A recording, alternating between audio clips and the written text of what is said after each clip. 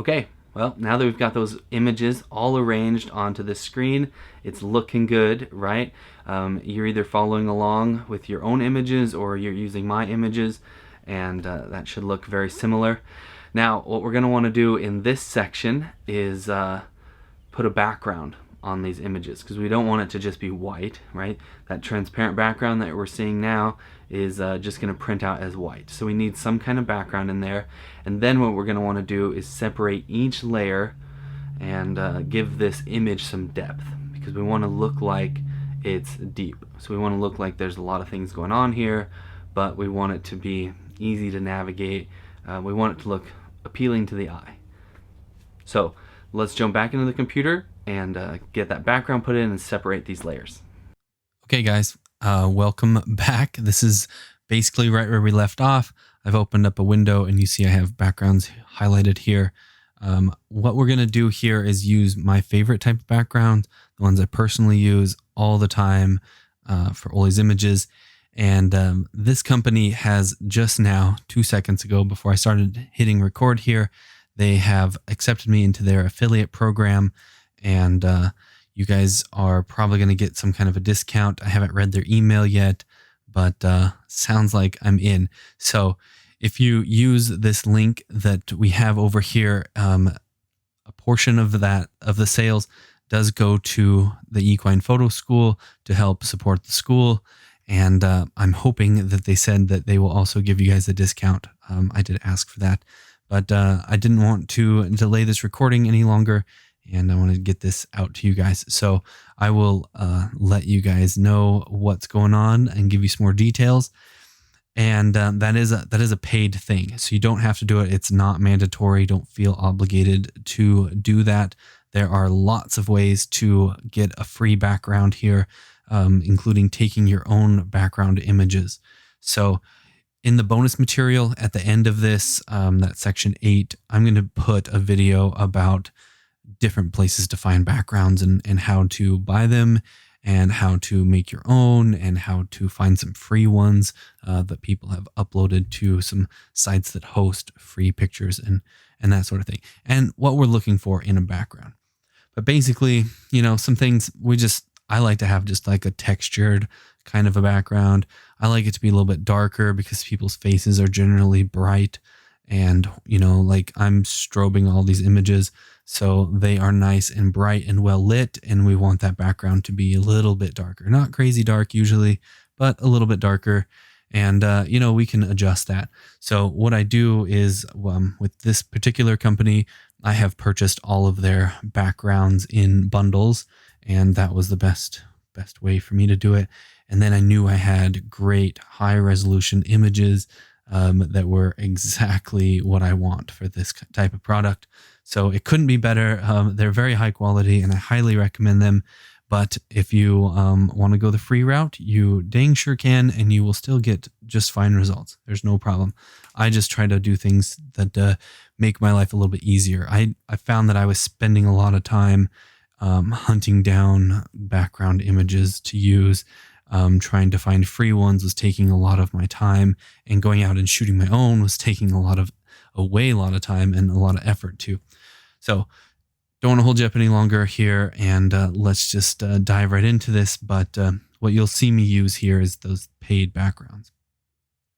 So this is an external hard drive. I just pull this backgrounds folder from hard drive to hard drive, so it does kind of accumulate a lot of things in there, a lot of different backgrounds.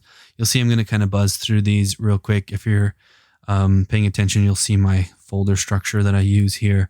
I just hit spacebar. If you're using a Mac, you can hit spacebar and it'll toggle up this larger view. So I've decided, you know what, this is the one I want to do. I really like this blue one. I like that it has a vignette around it because I would add that vignette in Photoshop if it didn't have it. I do like the edges to be darker than the middle. And yes, I am stretching those pixels, but it's just a background. It's just a texture. It's not a big deal for this. You're not even going to notice it in the final product. It's going to be behind some layers of different things anyway. So not a big deal. Here I am taking that adjustment layer like I did earlier and just darken that background a little bit just to give it a little bit more of a dark feel here, to let those images that I've shot of Ben kind of pop out a little bit more. And I didn't like where in the corners it looked like it was a little bit flat, so I'm adjusting that tone curve.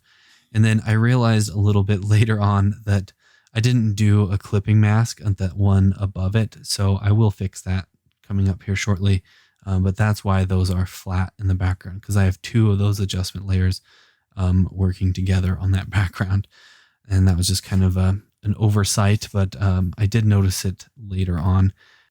Now, you'll see that I still have that smoke brush selected for just a second there, but I want to show you how to use just a gradient. So you can hit G on the keyboard. What we're going to do here is separate these layers. Now, maybe you don't like the smoke look, and maybe that's a little bit too messy for you. So I'm going to show you a technique that I use a lot of times, maybe about 30% of the time. I'll just put a gradient in behind all these images and try to separate these layers using a gradient. And then I'll adjust the opacity of each of these layers, before the final product here. But what I'm doing is generally this works better when the background is all kind of dark. Then you'll see that center one better. But what I'm doing is I'm hitting Command J, like we talked about earlier, to copy that layer. And then I'm just adjusting it. And, you hit Command T, like we talked about earlier, for transform, and that'll let you reshape that gradient that you've made. And then all I'm doing is flipping on these layers, turning them on and off, making them visible and invisible. So I can then rearrange this gradient and move it in between. And now you can see where Glover's head is more visible against that steer, and her black shirt, isn't blending in to the black hair on that steer.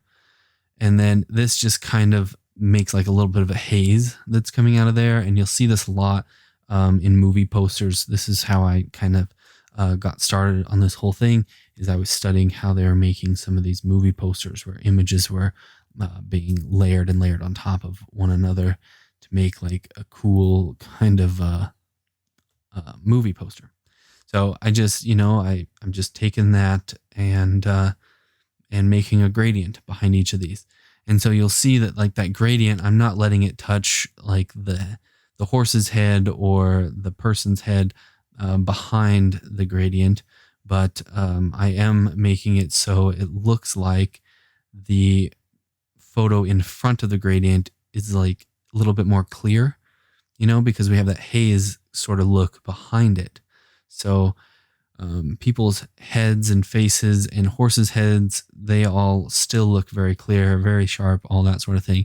But then we put a little bit of a haze on the bodies, and that kind of helps separate all these layers. And then, I just make adjustments and you just try different things and move it a little bit here and shift it back that way until you get something that looks right to you. And you want to be conscious of negative space and be conscious of, objects touching or being like so close that they're like uncomfortably close. So we're trying to just move some things around. Now, this is basically what I would like it to be if I was going to go with a gradient look. However, what I'm going to do instead is delete all these gradients that I made. I'm just showing you this is option 1. So I'm going to highlight all these gradients and then get these deleted here. And then we're going to go into option 2, my more preferred option, I guess. Just because when things look a little bit busier, most people tend to like that sort of a look. Some people like a little bit cleaner of a look. But if we use the smoke brush, the same one that we had before, and we just use it as a white smoke brush in its own layer, and we do kind of the same exact thing that we did with all of those gradients, where we put it behind, we start from the back and we move forward through all these layers, and we're just separating things out.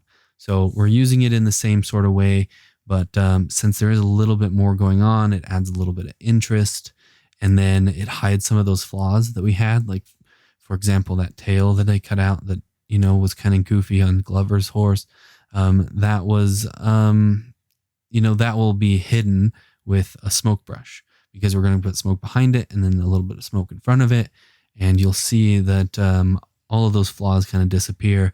They're much more hard to pick up on, or much more difficult to pick up on, because they're not just sharp up against a clean background anymore. They are against kind of a messier background. And you'll see that, we just kind of use this smoke brush to fill in some areas, and we create more masks, or more layers, excuse me, and try to separate like one thing. And then once that is how you want it, then create a new layer, because you can easily just delete the layer, but then you can't just necessarily go back. You can hit Command Z and that'll undo. But if you've already done 10 more things and then you decided, oh, actually that thing where I did on that layer, I didn't like that. So instead of having to like delete a lot of work, you just make more layers. And if they're all basically in between and they're all the same white, you're not going to notice any difference anyway. Okay, that's getting to be where I want it, and it's starting to look how I want it. So what I'm going to do here is put a layer on the very, very top, and then make the smoke brush just a little bit on the big side here. And then I'm just going to paint in these corners, just kind of brush in a little smoke in the corners, and then in a couple little spots along the bottom. You can tell, where that outline is going to be and how that smoke brush is basically going to look. So you don't want to get too carried away, because you don't want it to be blocking the view, but you do want it to look like the smoke is engulfing each picture. So you put a little bit in front and a little bit behind, and it kind of makes it all look uniform. It makes it look like we did this on purpose, like it wasn't an accident. So that's basically how we're going to want this smoke to look. Now, a lot of people would just stop right here, and that looks fine, and it's not terrible. But in the next section, we're going to go through some things. We're going to add some text. We're going to add our logos. We're going to add our logos. We're going to add the producer's logos or the event logo. Just some optional things that you can do to kind of bring it up just another notch. I mean, we're already up a lot of notches from like a basic sort of a collage, your standard collage. But we're just going to really drive it home that this is a valuable product, and make people actually really, really, really want this. So we're winding down. Things are looking good. This is about where we want it. We just have a couple more steps that we're going to do to bring it to the next level and polish it up and make a finished packaged product. And I'll talk to you about how I deliver this to a client.